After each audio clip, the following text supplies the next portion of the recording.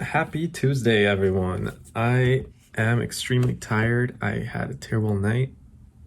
That wasn't that terrible, but Kat kept waking me up, and I have class. I just got out of 2 hours of class, and I'm tired. Anyway, this week I'm gonna review a book I read for one of these classes, actually, called Tracks by Louise Erdrich.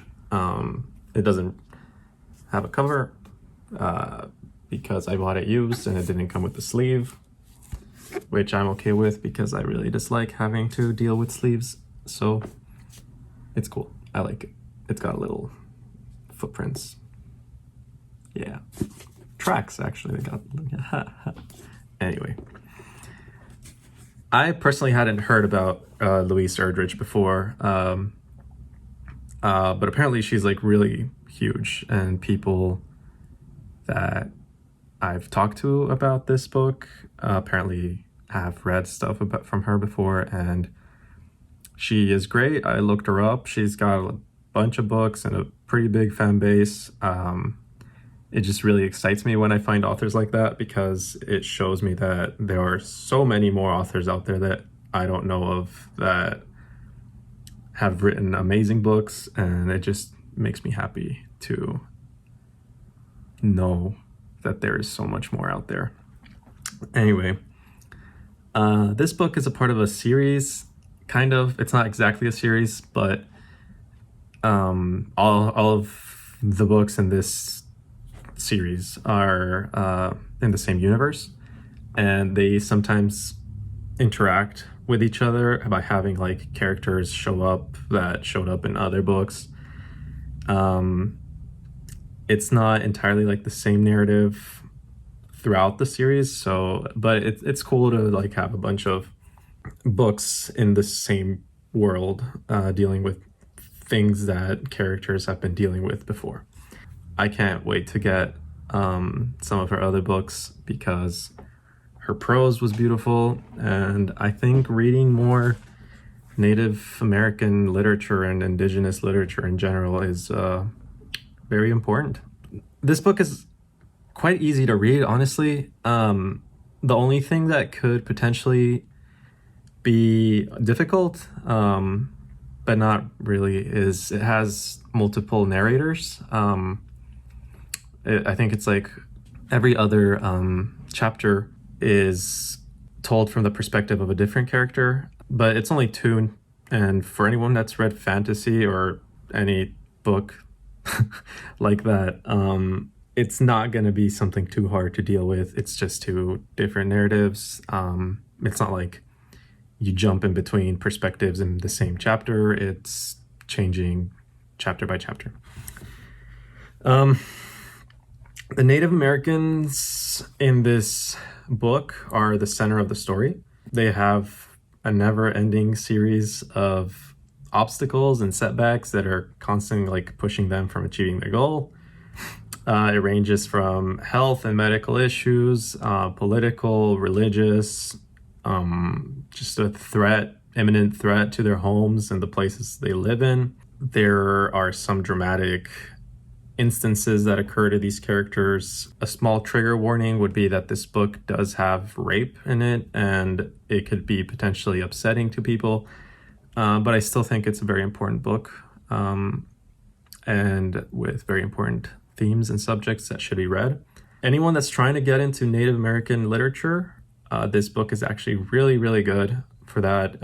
It's very easy to hop into. I know I personally was a little bit intimidated because sometimes it intimidates me to read into a culture that I'm not entirely knowledgeable in, because I feel like I'll be confused and a little bit lost.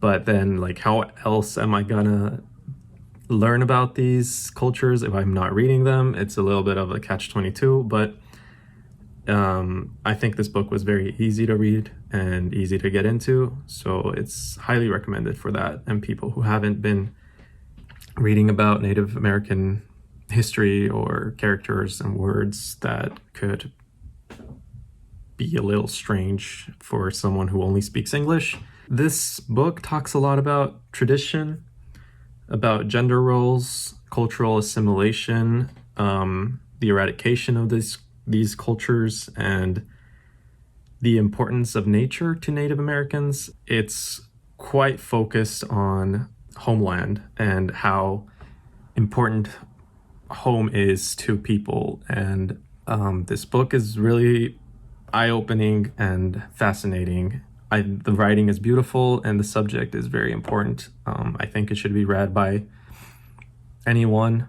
I honestly would suggest this book to be read in high schools. I could see why that can be an issue considering there is rape. But I think that if the teachers who are teaching this book are properly trained to deal with subject matters like these, then I think this book would be really good and eye-opening for people at a young age. More schools should teach Native American books because it's just part of your history, and it is dirty, it's messy, but it is what it is. And there are way too many people that have never touched a Native literature book, and I'm almost 25, and this is the first time I'm reading a book, a fictional book about Native Americans or any indigenous group. And it is crazy to me that more curriculums and school districts here in the US don't offer these types of books. And I just think it's time for people to own up to the fact that history is pretty bad, and these books really show us that. But yeah, this book is highly recommended. I highly recommend it, rather. And it's actually, I was reading it for my Native American literature. Actually, no, it's not Native American. Is it? Yes. Native American literature and culture is a class I'm taking this semester. And I think these types of classes should be required. I think everyone should have them, regardless of your program of study. But yeah. Well, I think this was a shorter video than usual. I also just finished reading the third book of His Dark Materials for the second time after like over a decade.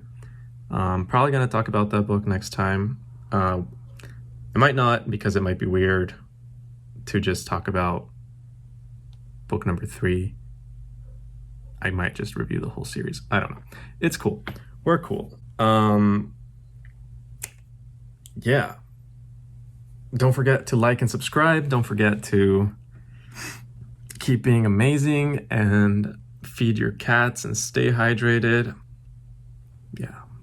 Thank you for watching. Have a wonderful and amazing day filled with happiness and joy and cake. Goodbye.